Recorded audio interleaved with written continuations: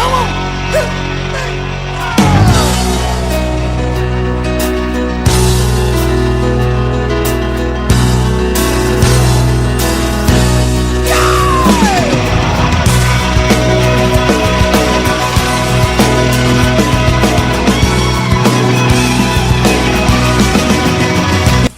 Well, good morning. Welcome back to the Broadcast Retirement Network. I'm Jeff Snyder. This is BRN Sunday for Sunday, October 9th, 2022. We've got another great show for this week with members of the media, academia, financial services, and government breaking down all the news and events for the week. So sit back, relax, enjoy this episode of BRN Sunday. Well, the same old story. Oh, turn some pages. Where we're going to kick off the show with a look at what is happening on Capitol Hill in terms of legislation, litigation, regulation. So much is going on. To break it all down for us, you know them as the Legal Eagles, David Levine, Kevin Walsh. Both are principals with Groom Law Group. Gentlemen, so great to talk to you. Thanks so much for joining us on the program this morning. It's always good being on the show. Thanks for having us on, Jeff. You know, we hope everyone is having I hope some folks at least have the holiday Monday for, Indigenous Peoples Day, Columbus Day. So we hope folks are enjoying a potentially 3-day weekend. Yep. Well, I hope they are.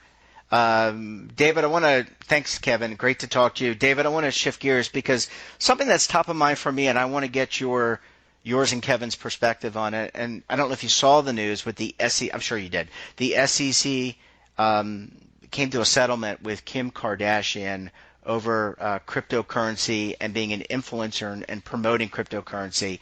It's not a huge settlement. I think a couple $1 million maybe in totality. But I wanted to come to you because I wanted you to look through the lens of fiduciary and what, if anything, we need to take away from these influencers who are promoting all sorts of products, not just retirement or savings products.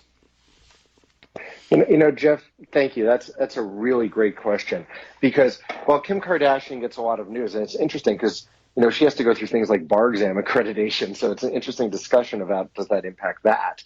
But this is a question that comes up a lot. For instance, I remember, I guess it's story time this weekend morning.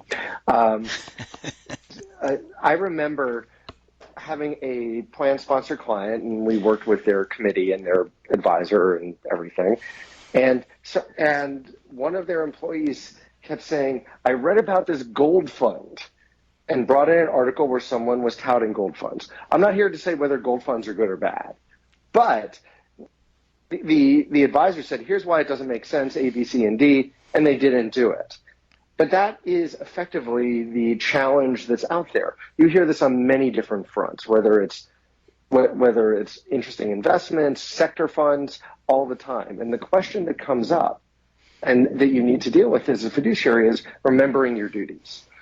In these discussions, we can't stop individuals and participants in a plan from being educated. In fact, it's a good thing for them to be educated. But as a fiduciary, it's important to remember your duties run to the plan as a whole, not to one individual person saying, I want this fund or that fund in there. So when you see influencers and social media and those things, as a fiduciary, you can certainly do education and you can be saying, here's what we have as our lineup. And in some cases, maybe you have a self-directed brokerage window that people can use to cover this. But it's really important to be able to say, look, we look at this for the plan as a whole rather than you individually, and you are free to choose.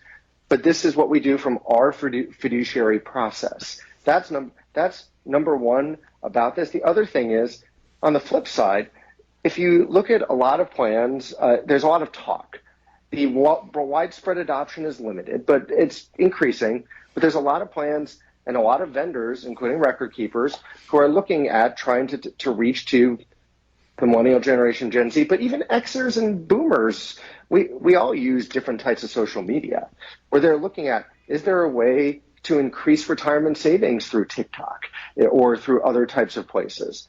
Given that, plan fiduciaries should be thinking carefully if we look at those media, how do we do those messages but be consistent with our fiduciary duties? And how do we try to distinguish so a social media influencer is not seen as on par or recommending the plan. Bluntly, I'll close this out this way. It's very much like what you've seen for years. For instance, sometimes you will have a company with a plan where there'll be some group that comes in, that reaches out to a bunch of the employees saying, we are here to help you with XCO 401k plan. And the group may be an advisor, it may be selling different products, it may be some other entity. And this is what you've had to deal with for years as a fiduciary, and making sure people understand what's affiliated with the plan and what's not. And it's just a modern evolution of that fact. Kevin, did I miss anything, or did I just ramble too much? Well, I mean, it was a good ramble, but I mean, I think one of your key points was, it's both new, but it's also not new. I mean, I remember growing up and watching the news with my parents, and it seemed like every commercial break there was an ad for reverse mortgages or commemorative coins, and both of them were pitched as as fantastic financial moves by the TV presenters, and we look at it today, and you're seeing, products being promoted by folks on, TikTok, on Instagram, on, whatever new social network the young people are using today. And, Kevin, I have to ask, does that mean you are not a young person because you talked about the young people? Also, the other thing I have to ask is, Kevin, I have been on panels with you where you have openly stated that your wardrobe is picked by Instagram. Does that mean you're moving on from that? Well, not only my wardrobe, but my investment decisions. And that's why I'm thankful for some of the protections that ERISA offers. Even when I want to invest in, whatever it is, the latest and greatest investment trend on Instagram, if I stay on my plan's core lineup, at least in that situation, I have a fiduciary who's vetting the investment options and picking which options I can pick. Sure, I can roll out into an IRA, or I could use a self-directed brokerage account and get to the things that I may really want to get now that I've seen them on Instagram. But if I look at my core lineup on ERISA and where most folks stay in terms of investments, it's nice that there's like this general level of investment encouragement out there, because people who save more, people who invest more, tend to have better outcomes. So even this advice that seems misguided, if it increases savings rates, I mean that could be a good. But in terms of the ERISA plans, if I save more and I stick to my core lineup, the plans menu, then there's still a fiduciary who's looking out for me and trying to keep me on the straight and narrow, as opposed to if I go off menu through a brokerage window or into an IRA where I may have access to different products, I may have access to more products. In some circumstances, those products could be a whole lot better for me. But if I stay on plan, I don't have to worry as much about options that Kim Kardashian may recommend, and that may turn out to have been less good for me than what my plan's fiduciary has put forward. David, is that fair? I mean, I think Instagram tends to be my number one go-to for investment advice, so I don't want to be too harsh here, but it explains your performance, Kevin. No, that's a joke. It's been a tough year for everyone, David. It's been a tough year for everyone. Well, let me. Hey, my cash fund, my cash fund is doing great. Thank you. There you go. Let me ask this question, and kind of, I think this kind of begs the larger question: is this something that the Securities and Exchange Commission is doing a lot more outreach in terms of telling people, hey, be careful what you are looking at, and make sure that you're vetting these things. I know it's not necessarily a retirement issue, but is this a kind of an SEC enforcement issue, a broader SEC enforcement issue about what is a product, who's selling the product, and who has vested interests? Well, so Jeff, that's a great question, and just to keep it with the social media theme for the day, I think it's the SEC trying to stay on trend. I highlighted some other products that we saw on, CNN, Fox News, and MSNBC 15 years ago. I think at that point the SEC was focused on those products. Now I think the SEC is focusing on products that they're seeing, discussed more heavily on TikTok. And some of this is really just the regulator trying to stay on top of the things that are emerging or that are being advertised in the marketplace. it'll be interesting to see where this goes because, what's the next step from MSNBC to TikTok? And then what will the new product look like? But I think for now it's the SEC kind of sticking with its traditional agenda of, staying focused on the hot button issues or the things that are high profile. Yeah, well, I think it's so important, no matter what you're trying to buy, whether it's a car or an investment product, know who's selling you what their background is a little bit, so you understand from the position where they're coming from, and be scrutinizing. Don't be so trusting. I mean, I'm saying that to myself. That's important to do, gentlemen. We're going to have to leave it there. I never thought in all my years that we would actually be talking about Kim Kardashian on BRN. And by the way, we reached out to her publicist and did not get a response to come on the program. But we've done it. So we've moved into the popular culture. Gentlemen, thanks so much for joining us. Enjoy the rest of your weekend, and we'll talk to you again very soon. Thanks, Jeff. Thank you, listeners. Bye, boys. Thanks, Trevor.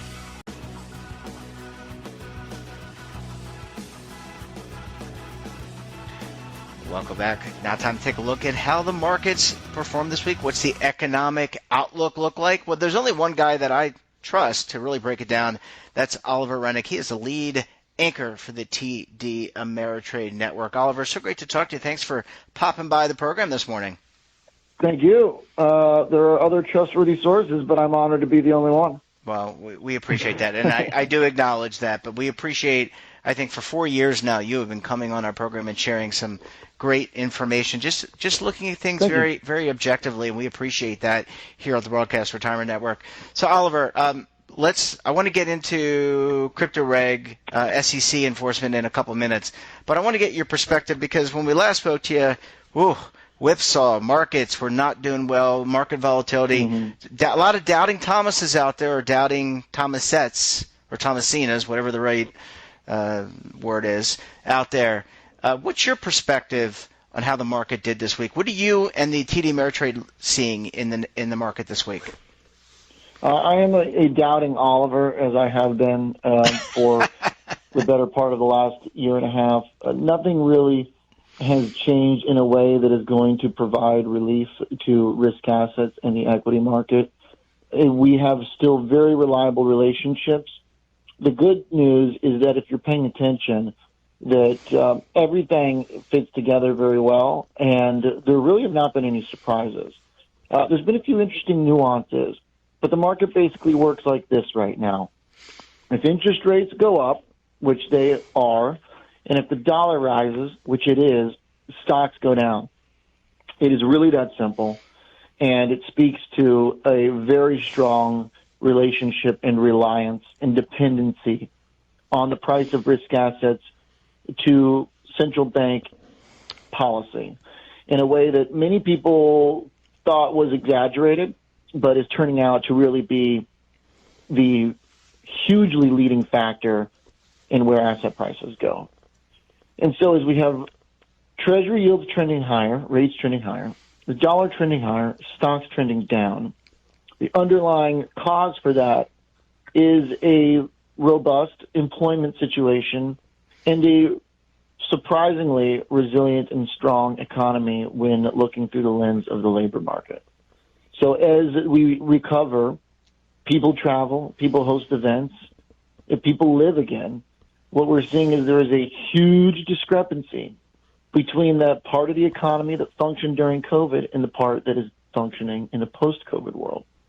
And so the part of the economy that functioned during the COVID lockdowns is a much bigger contributor to the stock market, because the stock market is, over the last decade, built on the back of tech companies.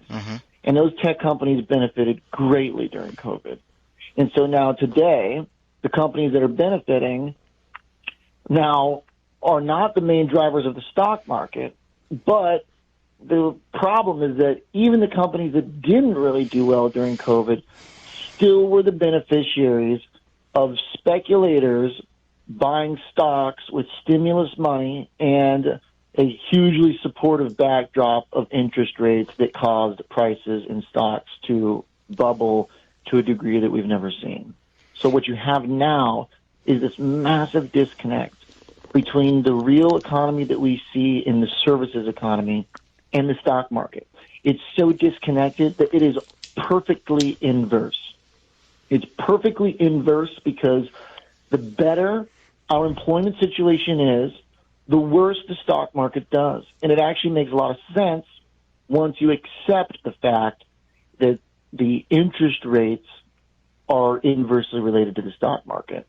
So as the economy shows improvement, which it does steadily here throughout the summer and into the fall, and now with another better than expected employment print on Friday, we're making gains in the services economy, hospitality, leisure, travel, businesses, restaurants, the things that are a basic way of life in the real world now are causing the Fed to have to respond to inflation by stamping out some of that demand. And so basically where we're at is improvements in the recovery are leading to declines in the stock market because those improvements in the recovery are creating demand that keeps inflation elevated. Hopefully that is a clear kind of line that it connects why we have to really separate the stock market from the situation in the economy. The economy is actually okay.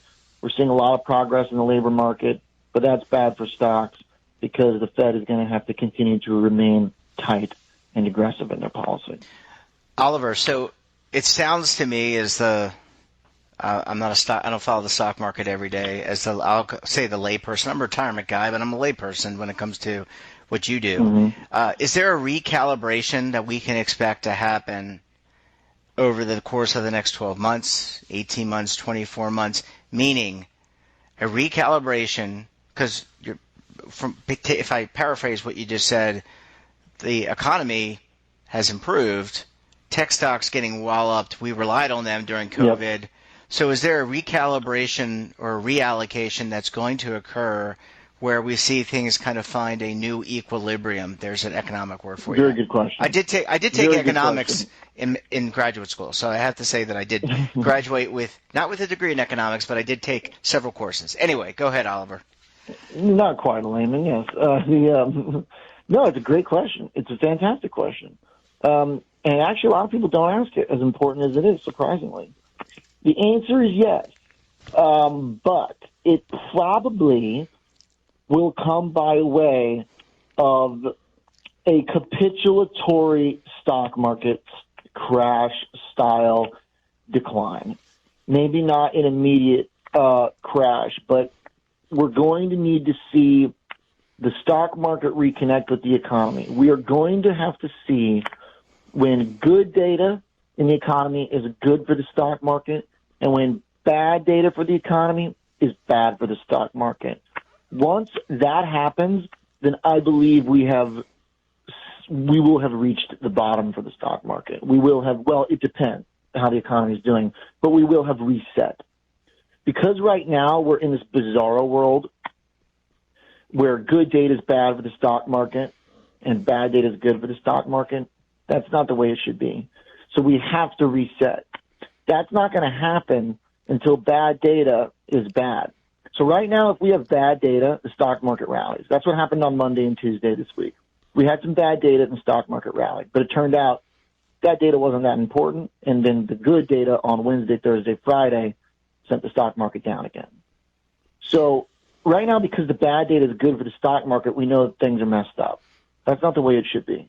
Because bad data will eventually be bad for earnings.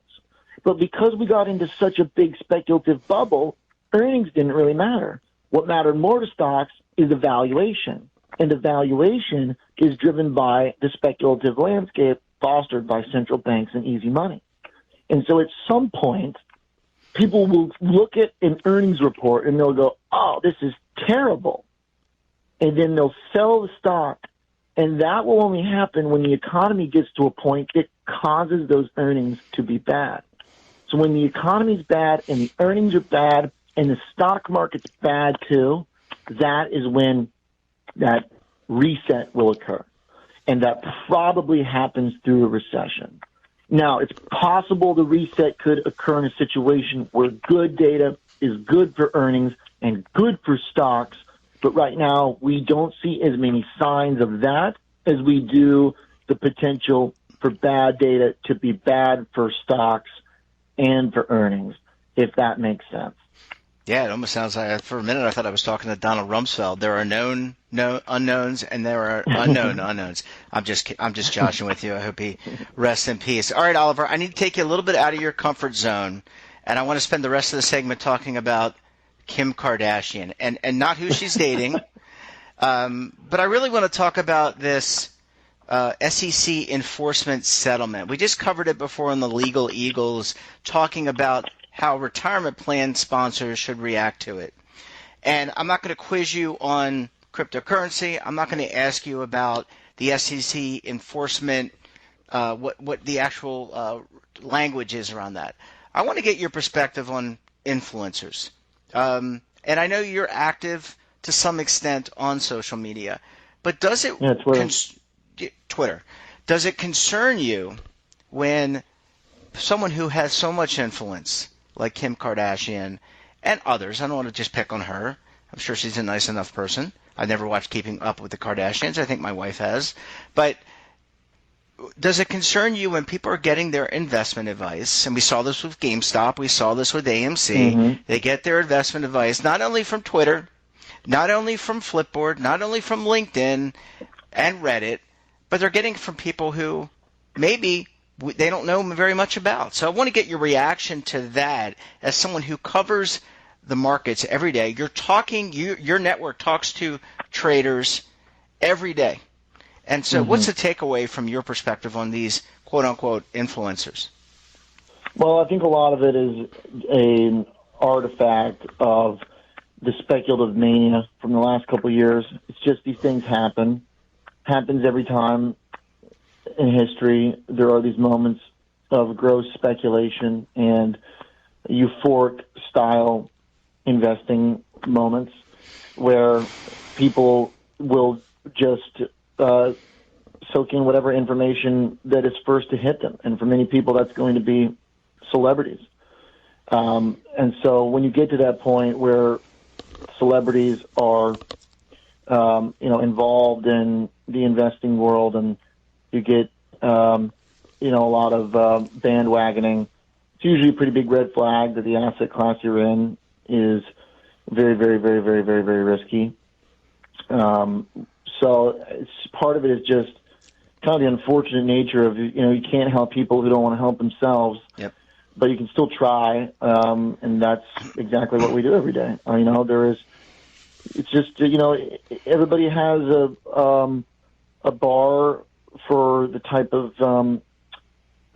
information that they're going to be interested in processing, and there's a fairly high bar. When you're watching our shows, it moves fast, but it is extremely educational, it's extremely analytical, and it's logical, and it's more right than anywhere else because of that process. But it is it requires a learning curve, and if somebody doesn't want to take the time to invest in that, then this is, there are going to be pitfalls to trying to take shortcuts by just, buying whatever the popular people are buying, because that almost is always historically over and over and over again the riskiest stuff.